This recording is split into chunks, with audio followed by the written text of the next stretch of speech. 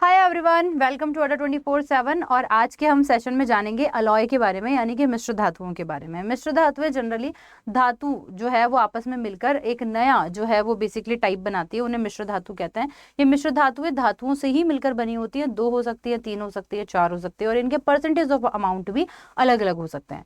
मिश्र धातुएं इसलिए बनाई जाती हैं, अलॉय इसलिए बनाई जाती हैं ताकि वो काफी सारे धातुओं के कैरेक्टर्स को एक्सेप्ट करके एक नया कैरेक्टर बना सके और आप इन्हें मल्टीपर्पज के रूप में यूज भी कर सकें। आज बिना टाइम को वेस्ट किए सबसे पहले मैं मिश्र धातुओं के कॉन्सेप्ट पे चलती हूँ। हम थ्योरी पढ़ रहे हैं और डेली आप लोगों को इसी टाइम पर इसी जगह जो है वो आप लोगों को एक नए नए सेशन मिलेंगे। सबसे पहले हम बात कर रहे हैं मिश्र धातु। मिश्र धातु के अंदर वो भी लोहे की, जिसके अंदर लोहा यूज आता है, उन मिश्र धातुओं के बारे में हम लोग यहाँ पर जो है वो बात करेंगे। जब हम मिश्र धातु की बात कर रहे हैं तो आयरन जो है वो मेन एलिमेंट होता है। सबसे पहले तो आपको ये ध्यान रखना है। इसके अंदर जो सबसे पहली चीज है वो है आपकी स्टील, है ना। स्टील जो है वैसे तो इस मिश्र धातु के रूप में यूज नहीं आ रही है, इसमें नॉन स्टील स्टील जो होती है वो आप लोगों की जो है स्टेनलेस स्टील जो होती है वो मिश्र धातु की फॉर्म में आती है। इसको मिश्र धातु इसलिए मान रहे हैं क्योंकि इसके अंदर परसेंटेज ऑफ अमाउंट है। तो जो स्टील होता है ना, उसके अंदर 98% तो आयरन होता है और उसके अंदर लगभग 0 से जो है वो 2% तक आप लोगों का जो है 0.1 से 2% आपका कार्बन की इम्प्योरिटीज होती है ना। आप लोगों से अगर कोई पूछे कि भाई स्टील का कहाँ कहाँ पर यूज है, तो लोहा मिलाने से जो है, कार्बन मिलाने से लोहा और भी ज्यादा मजबूत हो जाता है। रेलवे ट्रैक, इमारतें, ये सब बनाने में हम लोग स्टील का यूज करते हैं। नॉन स्टील स्टील के लिए बहुत सारे क्वेश्चन पूछे जाते हैं। इसको एक्चुअली में मिश्र धातु का रूप दिया जाता है। इसमें आयरन तो होता ही है, आयरन के साथ में क्रोमियम होता है और क्रोमियम के साथ में निकल भी होता है। आयरन का अगर अमाउंट 73% होता है, क्रोमियम का जो है वो आपको लिखना होगा कि 18% होता है, और निकल का जो है वो 8% होता है। ये आप लोग मिलाकर जो है वो नॉन स्टिक स्टील बनाते हैं। क्रोमियम कभी भी जंग नहीं लगवाता, इसलिए हम लोग क्रोमियम का यहाँ पर जो है वो जनरली यूज करते हैं, ठीक है। और ये चमकदार भी होती है। घरेलू उपयोग, आपके घरेलू बर्तन जो न चिपकने वाली जो सामान होते हैं उनके अंदर हम इसका यूज करते हैं। ऑपरेशन वगैरह के अंदर भी हम लोग इसका यूज करते हैं। घड़ियां वगैरह बनाने में भी नॉन स्टिक स्टील का यूज करते हैं। अभी हम आयरन की वजह से पढ़ रहे हैं। अब हम स्टील के बारे में टंगस्टन स्टील के बारे में जानेंगे कि टंगस्टन स्टील क्या है। और हमें नाम से ही पता लग रहा है कि इसके अंदर आयरन तो होगा ही होगा, लेकिन आयरन के साथ में टंगस्टन भी होगा, टंगस्टन के साथ में क्रोमियम और कार्बन भी होगा। यह विशेषकर जो है उच्च तापमान पर कठोरता नहीं खोता, क्योंकि आपको पता है टंगस्टन जो होता है उसका मेल्टिंग पॉइंट बहुत ज्यादा होता है। तो ऐसा स्टील जहां पर हमें बहुत टेम्परेचर की जरूरत होती है उसमें हम इसे टंगस्टन को मिला देते हैं, ताकि टंगस्टन जो है आपका मेल्टिंग पॉइंट ज्यादा है तो ये मेल्ट नहीं होने देगा, है ना। आप लोग अगर बात करें तो ड्रिल बिट्स जो होते हैं या हाई स्पीड कटिंग टूल्स होते हैं, रॉकेट के इंजन वगैरह होते हैं, उसके अंदर हम लोग इसका यूज करते हैं। उसके बाद में हमारे पास में एक आता है मैग्नीज स्टील। मैग्नीज स्टील जो है उसके अंदर हम मैग्नीज डाल देंगे। आयरन 86% होगा, मैग्नीज जो है वो आप लोगों का 13% होगा, और कार्बन जो है वो आपका 1% होगा। अब मैग्नीज की बात करते हैं तो मैग्नीज जनरली जो है वो आपका शॉक रेजिस्टेंस जो है वो शो करता है। तो आपको जो है वो जनरली शॉक वगैरह नहीं लगते हैं, है ना। और तिजोरियां वगैरह बनाने और जेल की सलाखें बनाने और इन सब चीज़ों के लिए हम लोग जो है वो जनरली किसका यूज़ करते हैं, इस एल्यूमिनियम जो है वो बेसिकली स्टील वाले का यूज़ करते हैं। अभी तक हम लोगों ने लोहे से रिलेटेड तो सारी जो है वो क्या पढ़ ली है, अलॉय पढ़ ली है। अब हम लोग अलॉय पढ़ेंगे तांबे से रिलेटेड। तांबे से रिलेटेड अगर हम अलॉय की बात करते हैं, कॉपर जिसके अंदर ऐड हो रहा हो, कॉपर जिसके अंदर यूज आ रहा हो, कॉपर जिसमें यूज आ रहा है उसमें सबसे इंपॉर्टेंट आती है आप लोगों की पीतल। पीतल के अंदर हम कॉपर लेते हैं 60%, और जिंक ऑन एन एवरेज हम लोग जो है, डिपेंड करता है, अगर कॉपर 60% लिया है तो जिंक जो है वो 40% लेंगे। अगर कॉपर 80% लिया है तो हम लोग जिंक जो है वो 20% लेंगे। हाँ जी, सोने जैसा दिखाई देता है और बहुत ज्यादा मैलेबल जो है वो है, मतलब आप से शीट पतली पतला करके शीट बना सकते हैं, है ना। और आप लोगों को ध्यान रखना है कि जितने भी ये जो है वो इंस्ट्रूमेंटल चीजें होती हैं उन सब के अंदर हम लोग इसका यूज करते हैं।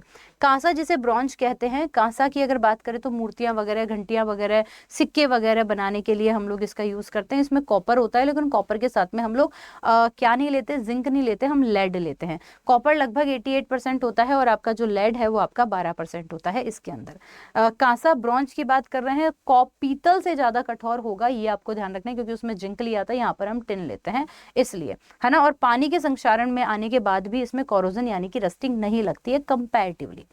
अब बात करते हैं रोल्ड रोल्ड गोल्ड या फिर आप इसे कृत्रिम सोना भी कह सकते हैं। कॉपर के साथ में आप एल्यूमिनियम को ऐड करते हो। एल्यूमिनियम 10% ऐड करते हैं क्योंकि कॉपर लिया है इसलिए ये सोने जैसा पीला तो होता ही है और एल्यूमिनियम के कारण चमकता है। तो आप इसे आर्टिफिशियल जितने भी बर्तन वगैरह होते हैं या फिर आर्टिफिशियल ज्वेलरीज वगैरह होती हैं उसको बनाने में हम लोग इसका यूज करते हैं। अब आप लोगों ने सुना होगा और अक्सर सुना होगा गन मेटल के बारे में। जब हम गन मेटल की बात करते हैं तो गन मेटल के अंदर हम लोग कॉपर लेते हैं क्योंकि हम कॉपर के अलॉय पढ़ रहे हैं, लेकिन कॉपर के साथ में हम जो है वो टिन भी लेते हैं। टिन जो कि 10% होता है और जिंक की अगर मैं बात करूं तो लगभग 2% होता है। गन मैटर बहुत ज़्यादा मजबूत होता है और बहुत ज़्यादा जो है वो प्रेशर झेल सकता है। तो बंदूकें, गियर, बेयरिंग और जो जितने भी इक्विपमेंट्स हैं उनको बनाने के अंदर हम लोग गन मेटल का यूज़ करते हैं। फिर आता है आपके पास में जर्मन सिल्वर। जर्मन सिल्वर में सिल्वर के अलावा सब मिलेगा, ये आपको ध्यान रखना है। कॉपर सबसे ज़्यादा होता है 50%, फिर उसके बाद में जिंक होता है 30%, निकल होता है 20%, चांदी होती है 0%। तो जर्मन सिल्वर में सिल्वर कितना होता है? 0% होता है। ये भी आप लोगों को यहाँ पर ध्यान रख लेना है, समझ लेना है, विचार लेना है। फिर इसके बाद में नेक्स्ट चीज़ की बात करते हैं कि यह दिखने में बिल्कुल चांदी जैसा होता है और हम एक जो है वो बेसिकली आर्टिफिशियल ज्वेलरीज वगैरह बनाने के अंदर हम इसका भी जो है वो जनरली क्या करते हैं, यूज़ करते हैं। फिर इसके बाद में हम नेक्स्ट चीज़ की बात करते हैं एल्यूमिनियम के अलॉय की। एल्यूमिनियम के कौन कौन से अलॉय हैं? एल्यूमिनियम के अलॉय के बारे में अगर मैं बात करूं तो हल्के होते हैं, जैसे कि ड्यूरेमिन। ड्यूरेमिन एक ऐसी धातु है जिसके अंदर हम लोग ऐसी धातु बनाना चाहते थे जो हल्की भी हो और जंग भी ना लगे, तो उसके अंदर हम लोगों ने एल्यूमिनियम यूज़ किया जो कि 95% था, क्योंकि एल्यूमिनियम मोर डक्टाइल है, आघातवर्धनीय है, तो हम इसकी शीट बना सकते हैं। लेकिन मजबूती के लिए हमने इसमें मैग्नीशियम डाला, मैग्नीज डाला और कॉपर डाला, है ना। जितने भी एयरप्लेन के बॉडी पार्ट्स होते हैं वो इसी के बने होते हैं और जितने भी अंतरिक्ष यान होते हैं, लॉन्चिंग व्हीकल्स होते हैं, वो सब भी इसी के बने होते हैं। मजबूत चाहिए, हल्का चाहिए लेकिन मजबूत चाहिए। फिर हम बात करते हैं मैग्नीशियम। मैग्नीशियम जो होती है उसके अंदर 95% एल्यूमिनियम होती है और 5% आप लोग मैग्नीशियम होती है। तो मैग्नीशियम से मैग्नीशियम, एल्यूमिनियम और मैग्नीशियम ऐसा करके मिक्स करके मैग्नीशियम मैग्नीशियम बना। हल्का होता है, वेल्डिंग वगैरह के लिए जो है वो काम आता है, हवाई जहाज के पुर्जे और बेसिकली लैब वगैरह के अंदर हम लोग इसका यूज़ करते हैं। फिर हमारे पास में आती है लेड और टिन, यानी कि लेड यानी Pb और टिन माने कि Sn। तो लेड और टिन के लिए हम लोग बनाते हैं शोल्डर। बहुत ही ज़्यादा सॉफ्ट होता है, इसलिए धातुओं के टांका, कोई दो धातु को आपस में जोड़ने में भी हम इसका यूज़ करते हैं। क्योंकि आप लोगों का जो लेड है वो क्या होता है, सॉफ्ट होता है लेकिन मजबूत होता है। टिन 50 से 67% होता है और लेड जो है 33 to 50% होता है। गलनांक बहुत कम है, इसलिए आप लोग इसे जो है वो धातुओं को जोड़ने के लिए काम में ले सकते हो और बाकी जो है वो बेसिकली वेयरिंग वगैरह करने के भी काम आ जाता है। फिर हम इसके बाद में नेक्स्ट बात कर रहे हैं टाइप मेटल।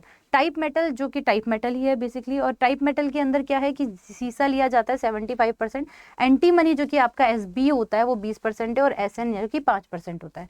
प्रिंटिंग वगैरह के अंदर, क्योंकि टाइप मेटल है ना तो नाम से ही पता लग रहा है कि प्रिंटिंग वगैरह के अंदर हम लोग इसको यूज़ करते हैं।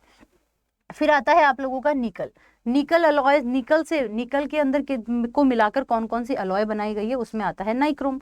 नाइक्रोम आपके जितने भी गेजर वगैरह होते हैं, आपके रॉड वगैरह होती हैं, उन सब के अंदर यूज आता है। नाइक्रोम 60% है, क्रोमियम 40% है, ये आपको यहाँ पर ध्यान रखना है ना। कभी कभी और भी मेटल्स हम इसमें ऐड करते हैं, जैसे कि मैग्नीज वगैरह भी ऐड करते हैं, ये भी आपको ध्यान रखना है। फिर आता है आपके पास में मैग्नीनिन कह दो या फिर कॉन्सेंट्स कह दो, है ना, मैग्नीनिन भी कह सकते हैं इसको। इसमें तांबा और जो है वो आप लोगों का निकल होता है, मेन जो है वो आप लोगों को इसमें ध्यान रखना है। फिर आता है अमलगम। अमलगम का मतलब है कि इसमें मरकरी यूज होगा, मरकरी यूज होगा और मरकरी किसी भी मेटल के साथ में रिएक्शन करके अमलगम बनाती है। अब जैसे कि आपका आया डेंटल अमलगम। डेंटल अमलगम के अंदर मरकरी होता है, चांदी होता है, Sn होता है और जिंक होता है। ये पेस्ट जैसा होता है, दांतों वगैरह के अंदर यूज होता है। जो डेंटल डॉक्टर्स होते हैं वो फिलिंग, दांतों में जो फिलिंग करते हैं उसके लिए हम इसमें करते हैं, जिसमें जिंक, टिन होता है, चांदी होता है और आप लोगों का मरकरी होता है। कुछ और भी हमारे पास में अलॉय होती हैं, जैसे कि मोनल मेटल।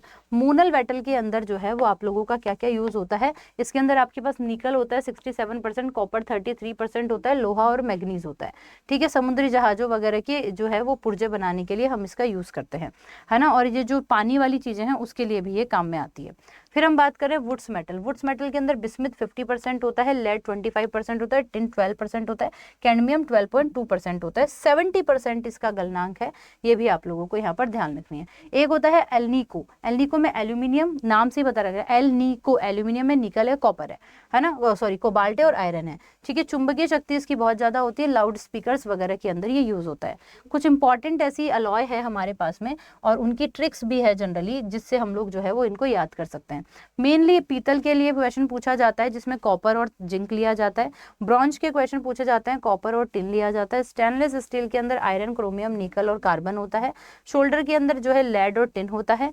ड्यूरेमिन के अंदर एल्यूमिनियम, कॉपर, मैग्नीशियम और मैग्नीज होता है। अमलगम के अंदर कोई भी धातु आप लोग इसके अंदर ऐड कर सकते हो। तो that is the whole things. उम्मीद करती हूँ कि आपको अलॉय वाला ये सेशन अच्छा लगा होगा।